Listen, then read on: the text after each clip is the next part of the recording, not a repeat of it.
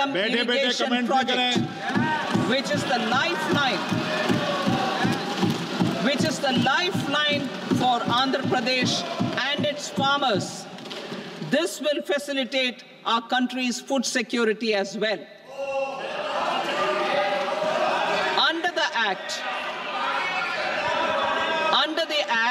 Andhra Pradesh Reorganization Act, for promoting industrial development, funds will be provided for essential infrastructure such as water, power, railways, and roads in Kopparthi node on the Visakhapatnam-Chennai Industrial Corridor and Varavakal node on the Hyderabad-Bengaluru Industrial Corridor.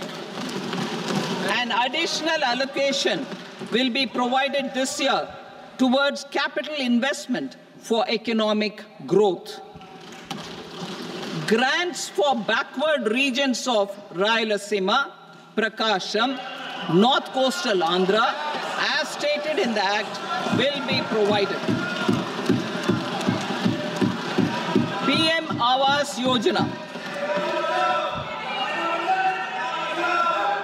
3 crore additional houses under the PM Awas Yojana in rural and urban areas in the country have been announced, for which the necessary allocations are being made. Women-led development. For promoting women-led development, the budget carries an allocation of more than 3 lakh crore for schemes benefiting women and girls. This signals our government's commitment for enhancing women's role in economic development. Pradhan Mantri Janjatiya Unnat Gram Abhiyan. For improving the socio-economic condition of tribal communities, we will launch the Pradhan Mantri Janjatiya Unnat Gram Abhiyan by adopting saturation coverage for tribal families in tribal majority villages and aspirational districts.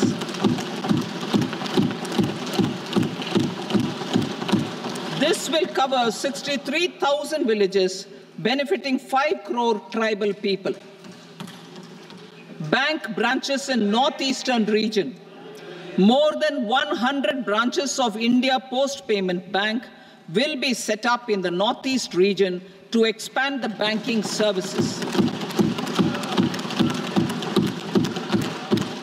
This year, I have made a provision of 2.66 lakh crore rupees for rural development, including rural infrastructure. Priority 4, manufacturing and services, support for promotion of MSMEs. This budget provides special attention to MSMEs and manufacturing, particularly labor-intensive manufacturing. We have formulated a package covering financing, regulatory changes, and technology support for MSMEs to help them grow and also compete globally, as mentioned in the interim budget. I am happy to announce the following specific measures. Credit guarantee scheme for MSMEs in the manufacturing sector. For facilitating term loans to MSMEs for purchase of machinery and equipment without collateral or third-party guarantee, a credit guarantee scheme will be introduced. The scheme will operate on pooling of credit risks of such MSMEs. A separately constituted self-financing guarantee fund will provide to each applicant guarantee cover up to 100 crore rupees, while the loan amount may be larger. The borrower will have to provide an upfront guarantee fee and an annual guarantee fee on the reducing loan balance. New assessment model for MSME credit. Public sector banks will build their own in-house capability to assess MSMEs for credit instead of relying on external assessment. They will also take a lead in developing or getting developed a new credit assessment model based on the scoring of digital footprints of the MSMEs in the economy. This is expected to be a significant improvement over the traditional assessment of credit eligibility based only on asset or turnover criteria. That will also cover MSMEs without a formal accounting system. Credit support to MSMEs during stress period. I'm happy to announce a new mechanism for facilitating continuation of bank credit to MSMEs during their stress period while being in special mention account, SMA stage, for reasons beyond their control. MSMEs need credit to continue their business and to avoid getting into the NPA stage. Credit availability will be supported through a guarantee from a government-promoted fund. Mudra loans. The limit of Mudra loans will be enhanced to 20 lakh from the current 10 lakh for those entrepreneurs who have availed and successfully repaid previous loans under the Tarun category. Enhanced scope for mandatory onboarding in TREDS. For facilitating MSMEs to unlock their working capital by converting their trade receivables into cash, I propose to reduce the turnover threshold of buyers for mandatory onboarding on the TREDS platform from rupees 500 crore to 250 crore rupees. This measure will bring 22 more CPSCs and 7,000 more companies onto the platform. Medium enterprises will also be included in the scope of the suppliers. SIDBI branches in MSME clusters. SIDBI will open new branches to expand its reach to serve all major MSME clusters within 3 years and provide direct credit to them. With the opening of 24 such branches this year, the service coverage will expand to 168 out of 242 major clusters. MSME units for food irradiation, quality and safety testing. Financial support for setting up of 50 multi-product food irradiation units in the MSME sector will be provided. Setting up of 100 food quality and safety testing labs with NABL accreditation will be facilitated. E-commerce export hubs. To enable MSMEs and traditional artisans to sell their products in international markets, e-commerce export hubs will be set up in public-private partnership mode. These hubs, under a seamless regulatory and logistic framework, will facilitate trade and export-related services under one roof. Measures for promotion of manufacturing and services. Internship in top companies. As the fifth scheme under Prime Minister's package, our government will launch a comprehensive scheme for providing internship opportunities in 500 top companies to 1 crore youth in 5 years. They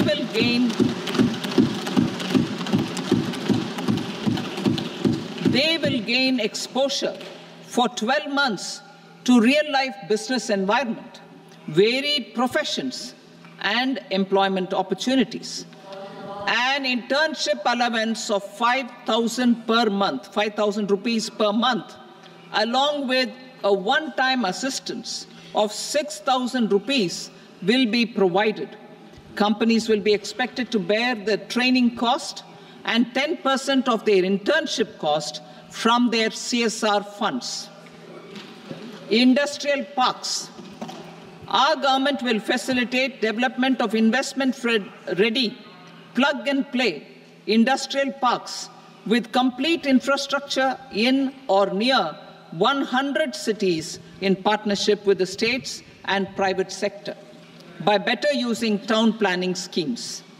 12 industrial parks under the National Industrial Corridor Development Program also will be sanctioned.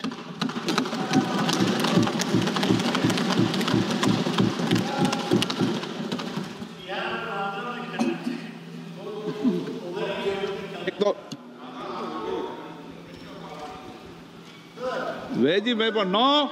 Please, Petty.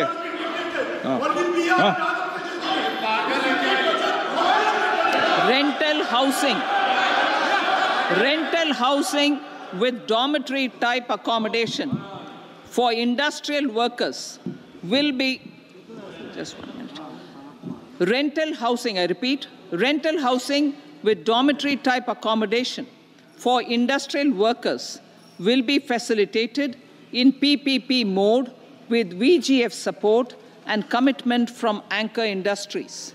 Shipping industry, ownership, leasing, and flagging reforms will be implemented to improve the share of Indian shipping industry and generate more employment. Critical mineral mission. We will set up a critical mineral mission for domestic production, recycling of critical minerals, and overseas acquisition of critical mineral assets. Its mandate will include technology development, skilled workforce, extended producer responsibility framework, and a suitable financing mechanism. Offshore mining of minerals. Our government will launch the auction of the first tranche of offshore blocks for mining, building on the exploration already carried out.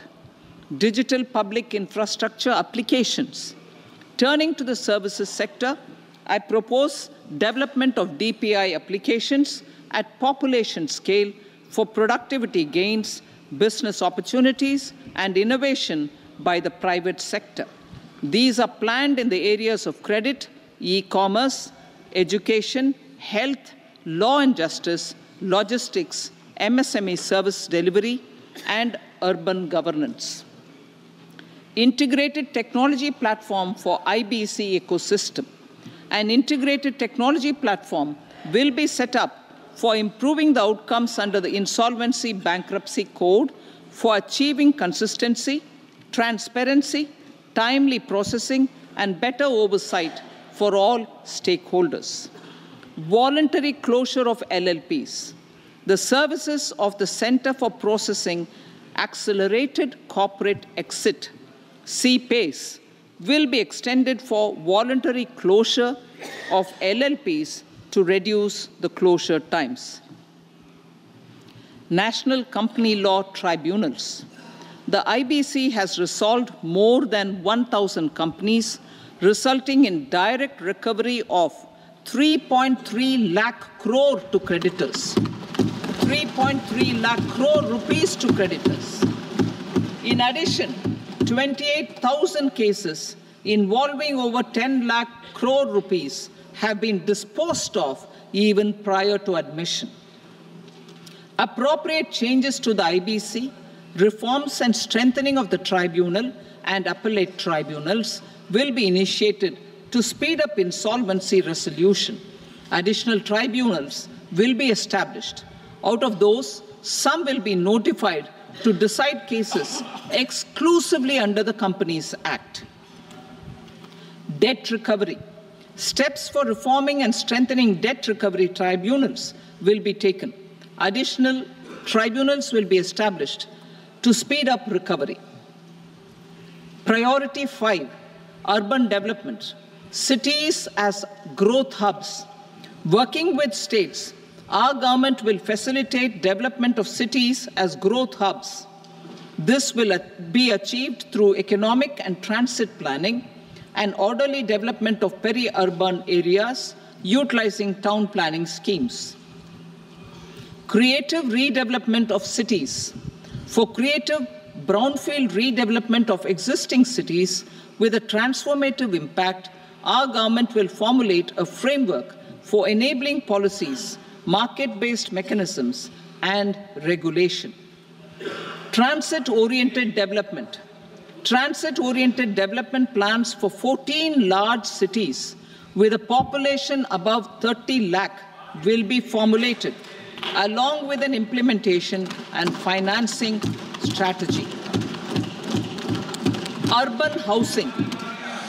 Under the PM Awas Yojana, Urban 2.0, housing needs of 1 crore urban poor and middle-class families will be addressed with an investment of 10 lakh crore rupees. This will include the central assistance of 2.2 lakh crore rupees in the next 5 years. A provision of interest subsidy to facilitate loans at affordable rates is also envisaged. In addition, enabling policies and regulations for efficient and transparent rental housing markets with enhanced availability will also be put in place. Water supply and sanitation. In partnership with state governments and multilateral development banks, we will promote water supply, sewage treatments, and solid waste management projects and services for 100 large cities through bankable projects. These projects will also envisage use of treated water for irrigation and filling up of tanks in nearby areas. Street markets. Building on the success of PM Swanidhi scheme in transforming the lives of street vendors, our government envisions a scheme to support each year, over the next 5 years, the development of 100 weekly hearts or street food hubs in select cities. Stamp duty. We will encourage states which continue to charge high stamp duty to moderate the rates for all and also consider further lowering duties for properties purchased by women. This reform will be made an essential component of urban development schemes. Priority 6, energy security, energy transition. In the interim budget, I had announced our strategy to sustain high and more resource-efficient economic growth, along with the energy security in terms of availability, accessibility, and affordability. We will bring out a policy document on appropriate energy transition pathways that balances the imperatives of employment, growth, and environmental sustainability. PM Surya Ghar Muft Bijli Yojana. PM Surya Ghar Muft Bijli Yojana. In line with the announcement in the interim budget,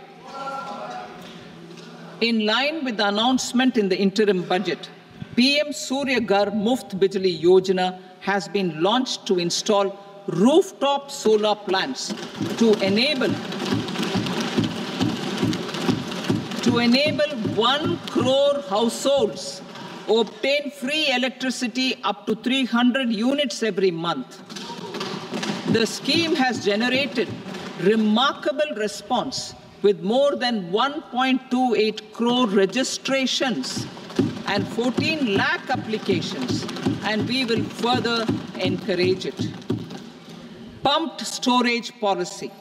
A policy for promoting pumped storage projects will be brought out for electricity storage and facilitating smooth integration of the growing share of renewable energy with its variable and intermittent nature in the overall energy mix. Research and development of small and modular nuclear reactors.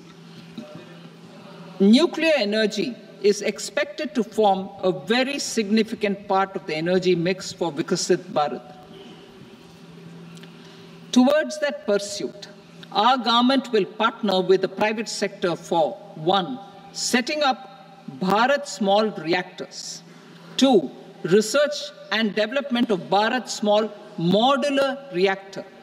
And 3, research and development of newer technologies for nuclear energy. The R&D funding announced in the interim budget will be made available for this sector also. Advanced ultra supercritical thermal power plants. The development of indigenous technology for advanced ultra supercritical thermal power plants with much higher efficiency has been completed.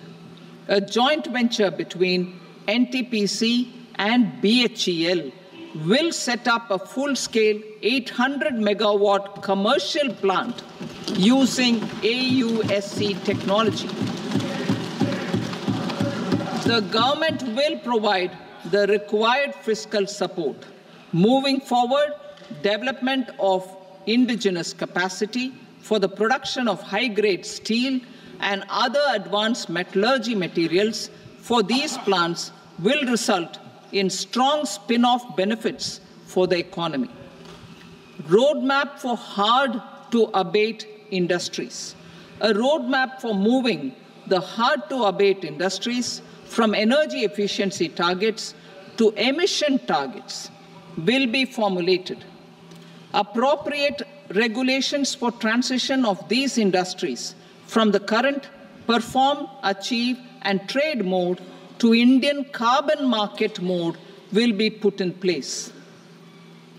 Support to traditional micro and small industries. An investment-grade energy audit of traditional micro and small industries in 60 clusters, including brass and ceramic, will be facilitated. Financial support will be provided for shifting them to cleaner forms of energy and implementation of energy efficiency measures. The scheme will be replicated in another 100 clusters in the next phase. Priority 7, infrastructure investment by central government. Significant investment the central government has made over the years in building and improving infrastructure has had a strong multiplier effect on the economy. We will endeavor to maintain strong fiscal support for infrastructure over the next 5 years in conjunction with imperatives of other priorities and fiscal consolidation. This year, I have provided 11,11,111 crore rupees for capital expenditure. This would be 3.4% of our GDP. Infrastructure investment by state governments. We will encourage states to provide support of similar scale for infrastructure, subject to their development priorities. A provision of 1.5 lakh crore rupees for long-term interest-free loans have been made this year also to support the states in their resource allocation. Private investment in infrastructure. Investment in infrastructure by private sector will be promoted through viability gap funding and enabling policies and regulations. A market-based financing framework will be brought out. Pradhan Mantri Gram Sadak Yojana. Phase 4 of the PMGSY will be launched to provide all-weather connectivity to 25,000 rural habitations, which have become eligible in view of their population increase.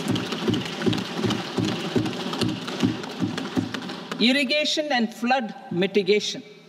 Bihar has frequently suffered from floods, many of them originating outside the country.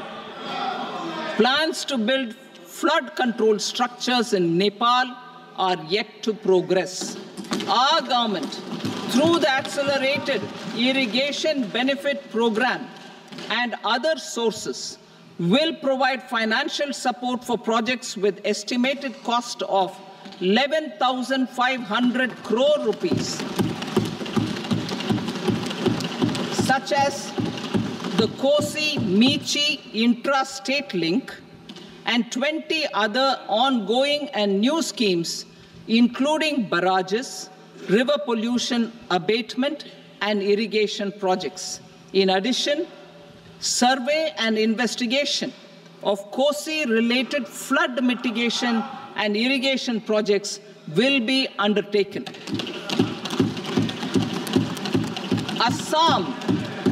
Assam grapples with floods every year by the Brahmaputra River and its tributaries originating outside India.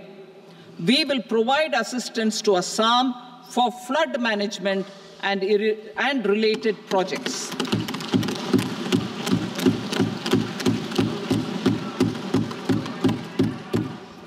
Himachal Pradesh suffered extensive losses due to floods last year. Our government will provide assistance to the state for reconstruction and rehabilitation through multilateral development assistance.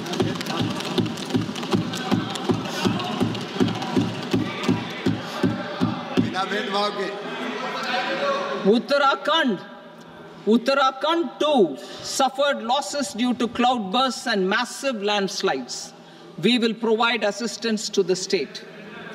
Recently, Sikkim witnessed devastating flash floods and landslides that wreaked havoc across the state.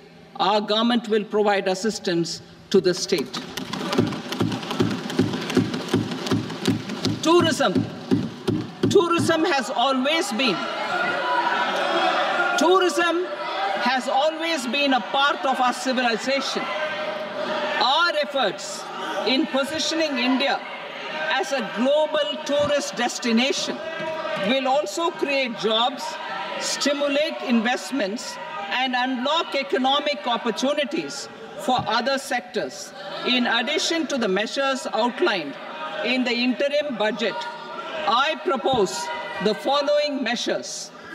Vishnupad Temple at Gaya and Mahabodhi Temple at Bodh Gaya in Bihar are of immense spiritual significance.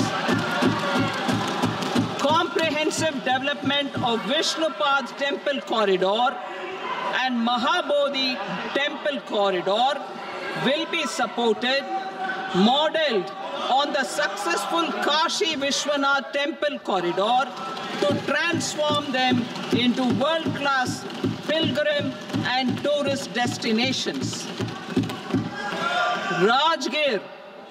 Rajgir holds immense religious significance for Hindus, Buddhists, and Jains. The 20th Tirthankara Muniswarata temple in the Jain temple complex is ancient. The Saptarishi, or the 7 hot springs, form a warm water Brahmkund that is sacred. A comprehensive development initiative for Rajgir will be undertaken. Our government will support the development of Nalanda as a tourist center, besides reviving Nalanda University to its glorious stature. Odisha's scenic beauty, temples, monuments, craftsmanship, wildlife sanctuaries, natural landscapes, and pristine beaches make it an ultimate tourism destination. Our government will provide assistance for their development to Odisha as well. Priority 8, innovation, research, and development. We will operationalize the Anusandhan National Research Fund for basic research and prototype development. Further, we will set up a mechanism for spurring private sector-driven research and innovation at commercial scale with a financing pool of 1 lakh crore rupees in line with the announcement in the interim budget. Space economy. With our continued emphasis on expanding the space economy by 5 times in the next 10 years, a venture capital fund of 1,000 crore rupees will be set up. Priority 9, next generation reforms. Economic policy framework. We will formulate an economic policy framework to delineate the overarching approach to economic development and set the scope of the next generation of reforms for facilitating employment opportunities and sustaining high growth. Our government will initiate and incentivize reforms for 1. Improving productivity of factors of production, and 2. Facilitating markets and sectors to become more efficient. These reforms will cover all factors of production, namely land, labor, capital, and entrepreneurship, and technology as an enabler of improving total factor productivity and bridging inequality. Effective implementation of several of these reforms requires collaboration between the center and the states and building consensus as development of the country lies in development of the states. For promoting competitive federalism and incentivizing states for faster implementation of reforms, I propose to earmark a significant part of the 50-year interest-free loan. Working with the states, we will initiate the following reforms.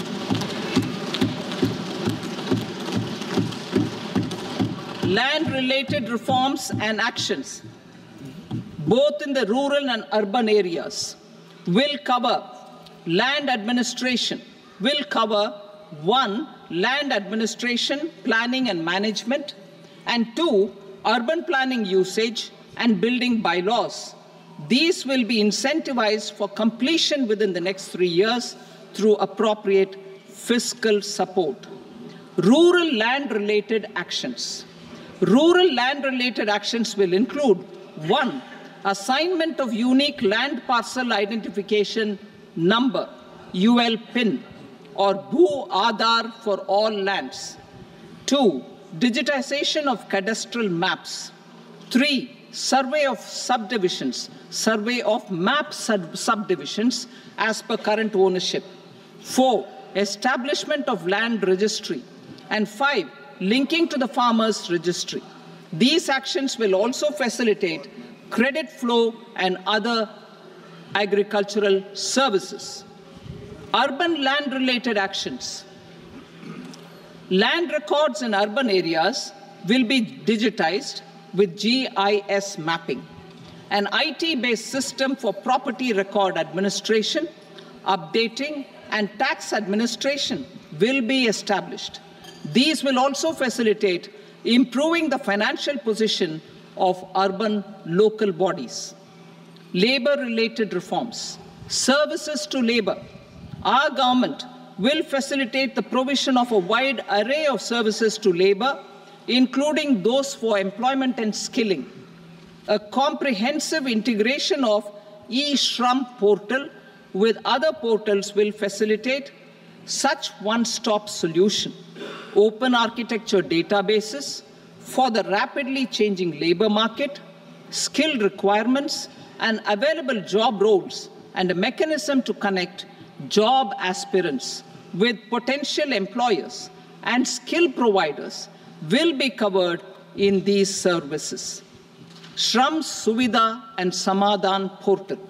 Shram Suvidha and Samadhan portal will be revamped to enhance ease of compliance for industry and trade.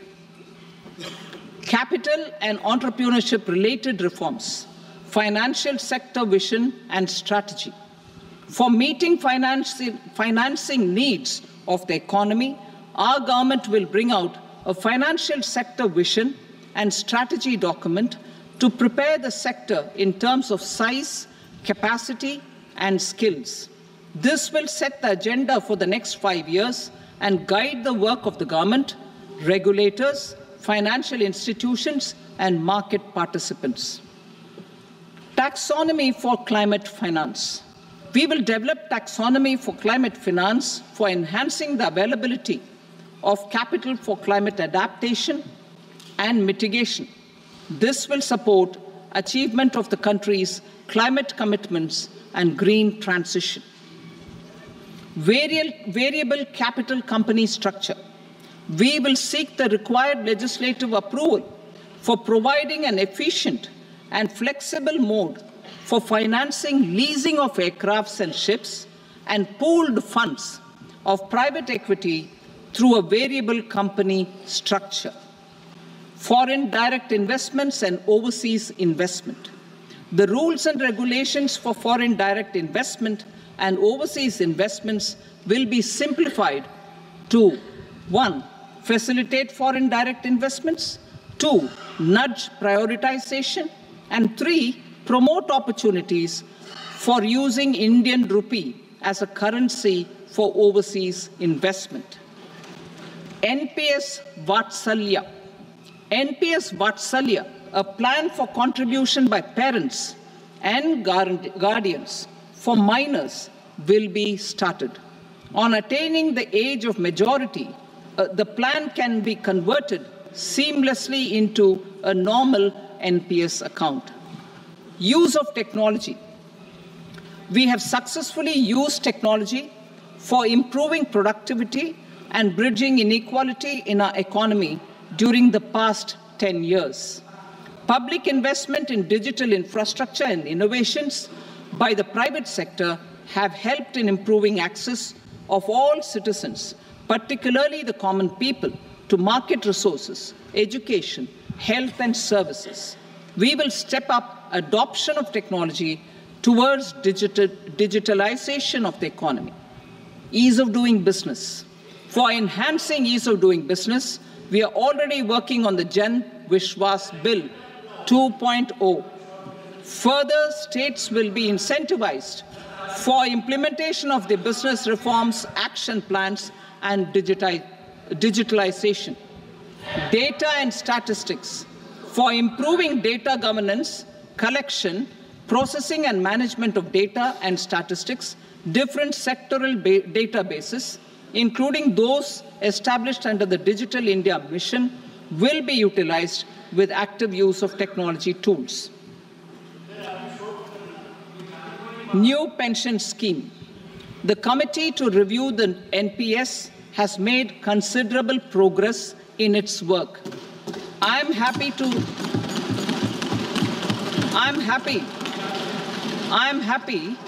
that the staff side of the National Council of the Joint Consultative Machinery for Central Government Employees has taken a constructive approach.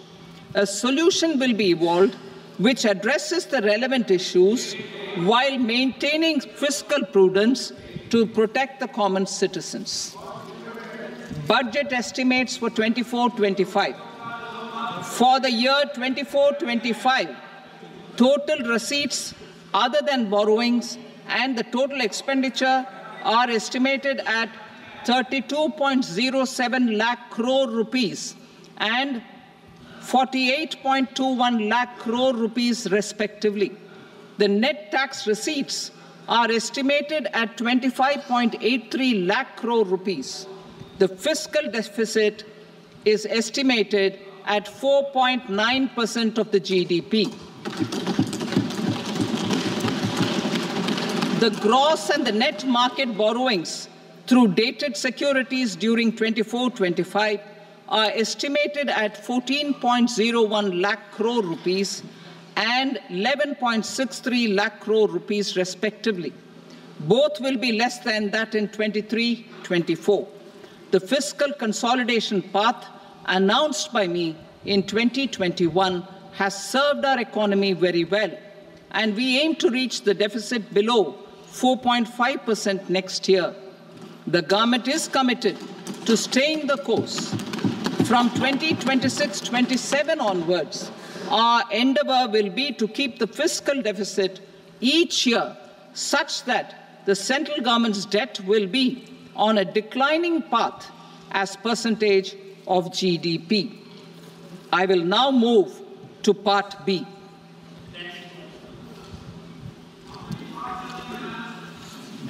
Indirect taxes. Sir, I start with GST. It has decreased tax incidence on the common man, reduced compliance burden and logistics cost for trade and industry, and enhanced revenues of the central and the state governments. It is a success of vast proportions. To multiply the benefits of GST, we will strive to further simplify and rationalize the tax structure and endeavor to expand it to the remaining sectors. My proposals for customs duties intend to support domestic manufacturing, deepen local value addition, promote export competitiveness, and simplify taxation while keeping the interest of the general public and consumers surmount. In Budget 22-23, we reduced the number of customs duty rates. I propose to undertake a comprehensive review of the rate structure over the next 6 months to rationalize and simplify it for ease of trade, removal of duty inversion, and reduction of disputes. I shall now take up sector-specific customs duty proposals. Medicine and medical equipments. To provide relief to cancer patients, I propose to fully exempt 3 more medicines from customs duties.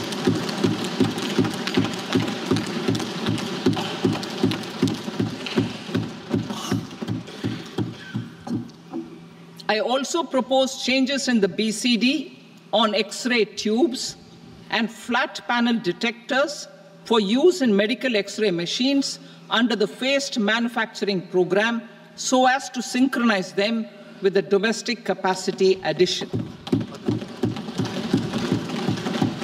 Mobile phone and related parts. With a 3-fold increase in domestic production and almost a 100-fold jump in exports of mobile phones over the last 6 years, the Indian mobile industry has matured. In the interest of consumers, I now propose to reduce the BCD on mobile phone, mobile PCBA, and mobile charger to 15%. Critical minerals. Minerals such as lithium, copper, cobalt, and rare earth elements are critical for sectors like nuclear energy, renewable energy, space, defense, telecommunications, and high-tech electronics.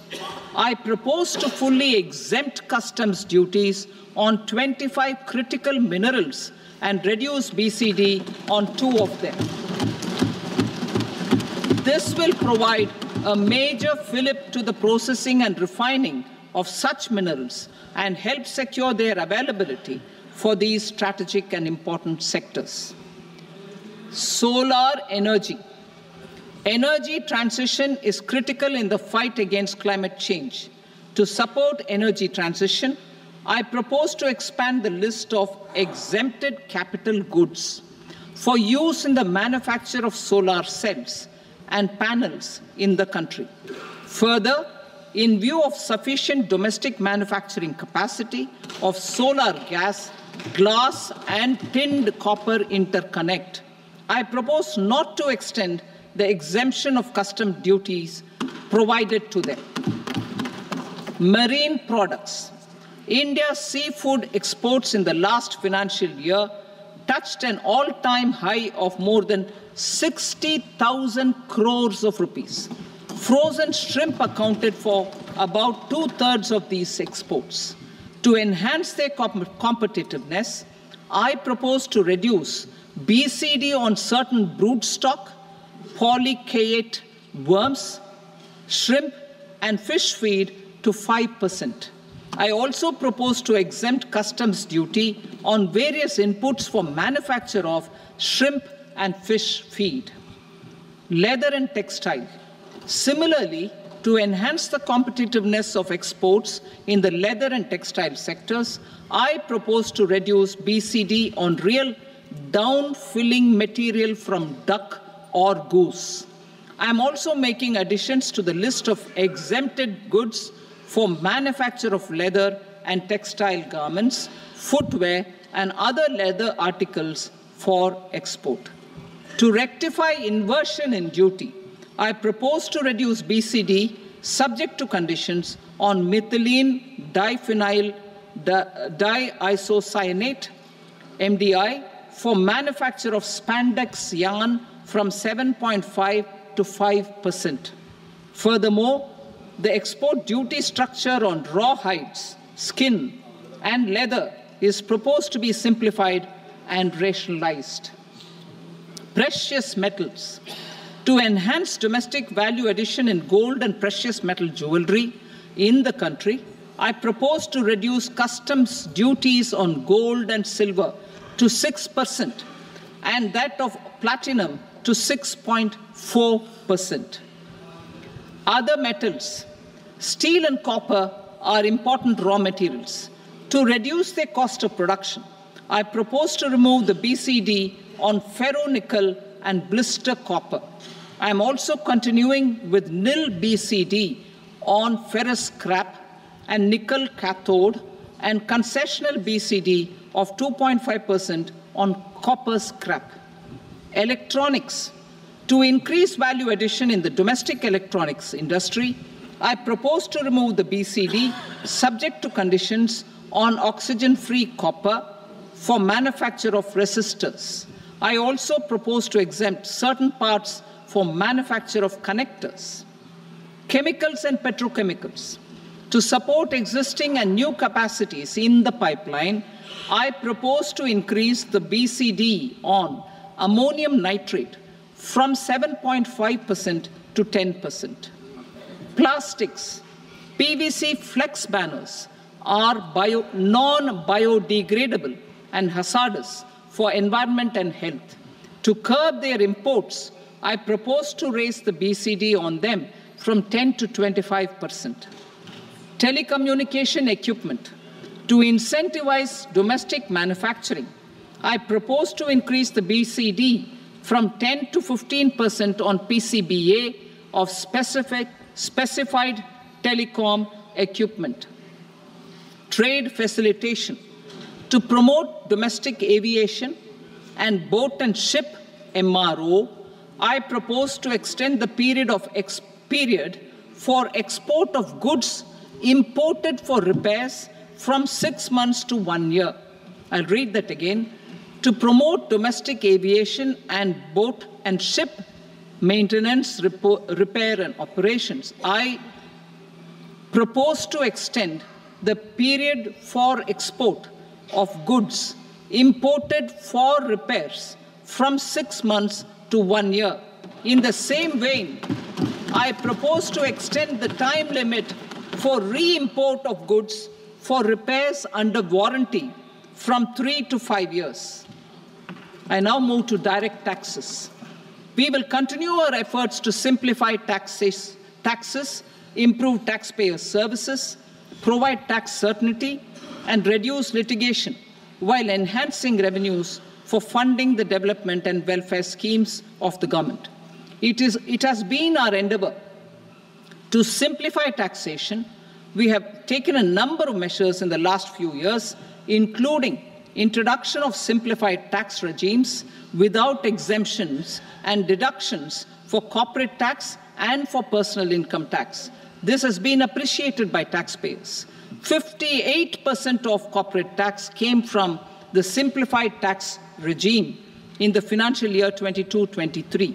Similarly, as per data available till now, for the last fiscal, more than 2/3 have availed the new personal income tax regime. Comprehensive review of the Income Tax Act. I am now announcing a comprehensive review of the Income Tax Act 1961. The purpose is to make the Act concise, lucid, easy to read and understand. This will reduce disputes and litigation, thereby providing tax certainty to the taxpayers. I will also bring down the demand embroiled in litigation. It is proposed to be completed in 6 months. A beginning is being made in the finance bill by simplifying the tax regime for charities, tedious rate structures, provisions of reassessment and such provisions, and capital gains taxation. Simplification for charities and TDS. Two tax exemption regimes. The two tax exemption regimes for charities are proposed to be merged into one. The 5% TDS rate on many payments is being merged into the 2% TDS rate, and the 20% TDS rate on repurchase of units by mutual funds or UTI is being withdrawn. TDS rate on e-commerce operators is proposed to be reduced from 1 to 0.1%. Moreover, credit of TCS is proposed to be given in the TDS to be deducted on salary. Further, I propose to decriminalize delay for payment of TDS up to the due date of filing statement for the same. I also plan to provide a standard operating procedure for TDS defaults and simplify and rationalize the compounding guidelines for such defaults. Simplification of reassessment. I propose to thoroughly simplify the provisions for reopening and reassessment. An assessment hereinafter can be reopened beyond 3 years from the end of the assessment year only if the escaped income is 50 lakh rupees or more, up to a maximum period of 5 years from the end of the assessment year. Even in such cases, a time limit of 6 years before the year of the search, as against the existing time limit of 10 years, is being proposed. This will reduce tax uncertainty and disputes. Simplification and rationalization of capital gains. Capital gains taxation is also proposed to be hugely simplified. Short-term gains on certain financial assets shall henceforth attract a tax rate of 20%, while that on all other financial assets and all non-financial assets shall continue to attract the applicable tax rate. Long-term gains on all financial and non-financial assets, on the other hand, will attract a tax rate of 12.5%. For the benefit of the lower and the middle income classes, I propose to increase the limit of exemption of capital gains on certain financial assets to 1.25 lakh rupees per year. Listed financial assets held for more than a year will be classified as long-term, while unlisted financial assets and all non-financial assets will have to be held for at least 2 years to be classified as long-term.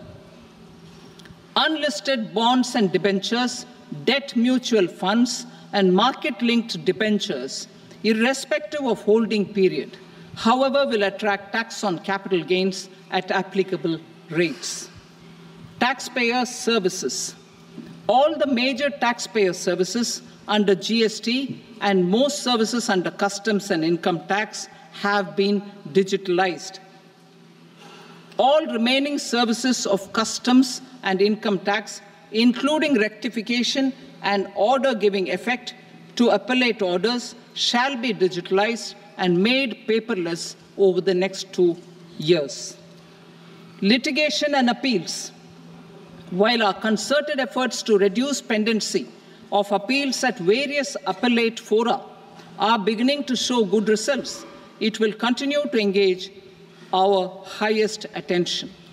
To dispose of the backlog of first appeals, I plan to deploy more officers to hear and decide such appeals, especially those with large tax effect.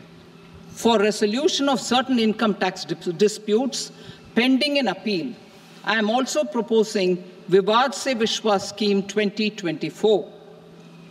Further, I propose to increase monetary limits for filing appeals related to direct taxes, excise, and service tax in the tax tribunals, high courts, and Supreme Court to 60 lakh rupees, 2 crore rupees, and 5 crore respectively, with a view to reduce litigation and provide certainty in international taxation. We will expand the scope of safe harbor rules and make them more attractive. We will also streamline the transfer pricing assessment procedure. Employment and investment. I have a few proposals to promote investment and foster employment. First of all, to bolster the Indian startup ecosystem, boost the entrepreneurial spirit, and to support innovation, I propose to abolish the so-called angel tax for all classes of investors. Second, there is tremendous potential for cruise tourism in India. To give a fillip to this employment-generating industry, I am proposing a simpler tax regime for foreign shipping companies operating domestic cruises in the country. Third, India is a world leader in the diamond cutting and polishing industry, which employs a large number of skilled workers. To further promote the development of this sector, we would provide for safe harbor rates for foreign mining companies selling raw diamonds in the country. Fourth, to attract foreign capital for our development needs, I propose to reduce the corporate tax rate on foreign companies from 40 to 35%. Deepening the tax base. I have a couple of proposals for deepening the tax base. First, security transaction tax on futures and options of securities is proposed to be increased to 0.02% and 0.1% respectively. Second, for reasons of equity, I propose to tax income received on buyback of shares in the hands of recipients. Other proposals. To improve social security benefits, deduction of expenditure by employers towards NPS is proposed to be increased from 10 to 14% of the employee's salary. Similarly, deduction of this expenditure up to 14% of salary from the income of employees in private sector, public sector banks, and undertakings opting for the new tax regime is proposed to be provided. Indian professionals working in multinationals get ESOPs and invest in social security schemes and other movable assets abroad.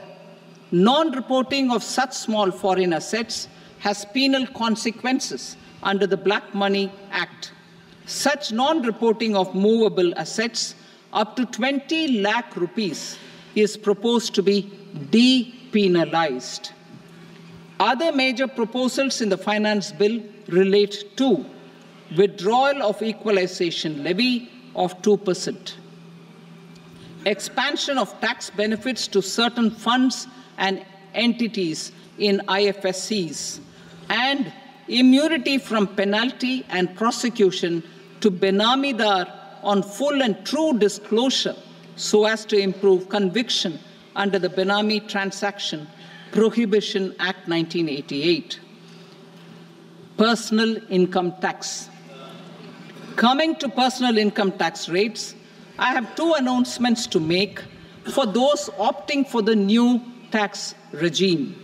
First, the standard deduction for salaried employees is proposed to be increased from 50,000 to 75,000 rupees.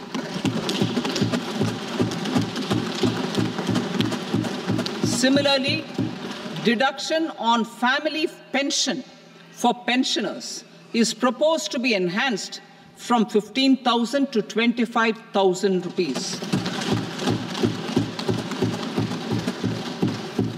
This will provide relief to about 4 crore salaried individuals and pensioners.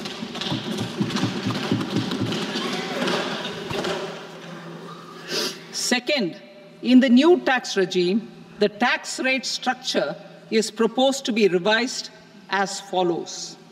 0 to 3 lakh rupees, nil.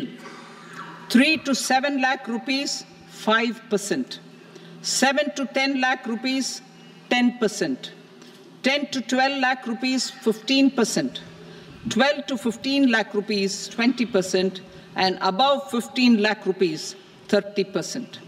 As a result of these changes, a salaried employee in the new tax regime stands to save up to 17,500 rupees in income tax.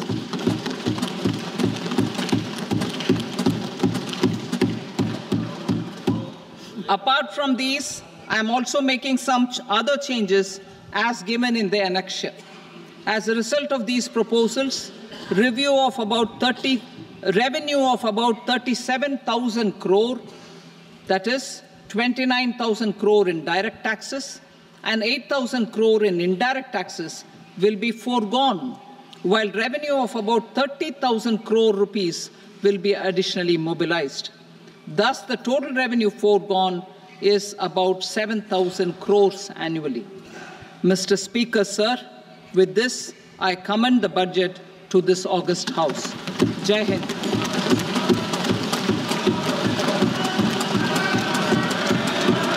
Item number 2. Item number 2.